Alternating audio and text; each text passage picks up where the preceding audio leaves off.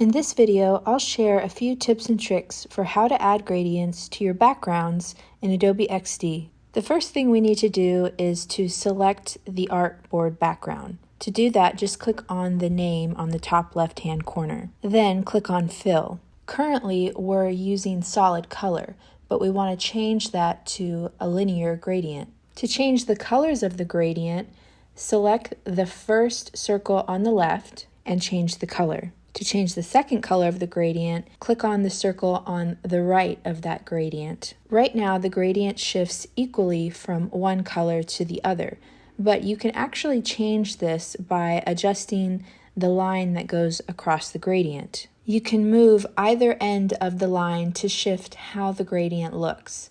You may want to experiment with this depending on the look you're going for. You also have the option to use transparency in your gradients. For example, if you wanted to do a gradient fade from transparent to black to help with legibility of type on your designs, you could also do that. You would just need to change both of the colors to black, but one of them move the opacity down to 0. You can also add multiple colors to your gradient. To add another color, you can hover over the line on your artboard until you see a plus sign, then click and it will add another color in that spot, and then you can just change the color on the color picker. Another option is to click anywhere on that gradient slider and then it will bring up another circle for the additional color. Again, you can adjust the circles anywhere on the line to achieve a different effect for your gradient. You can also shift it from being a straight vertical gradient to a diagonal gradient. Here's an example of how your design can be enhanced by a transparent to black gradient. On the left, you see the photos without any gradient, and on the right, there is a gradient. Notice how there's a sharp end to the photo, but on the right-hand design, there's a nice gradient fade into the background, which is especially good for anytime you want to add text on top.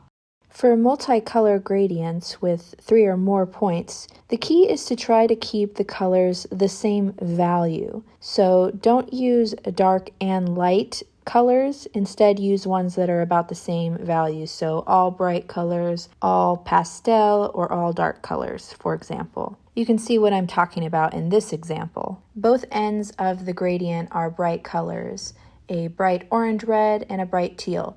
But notice how the gradient transitions from one color to the next. We get this muddy color in between, which isn't very attractive. So in order to change that, let's go into the gradient panel, hover over the middle of the line to add another color to the gradient. Shift the color on the color picker so that it's within the same range as the other two. That's how you'll know that they're in the same value range. All 3 colors are in the top right-hand corner of the color picker. You'll notice this helps create better gradients for your designs. Another thing you may want to do is to create a monochromatic gradient. So maybe you're shifting from one blue to another. So maybe a bright, lighter blue into a darker blue. To remove that third point on the gradient, just click and drag it off of the slider and then it disappears. To create that gradient, just make sure both points start with the same color, so in this example, blue, but then for that second point, just drag it downwards so that you get to a richer, darker blue.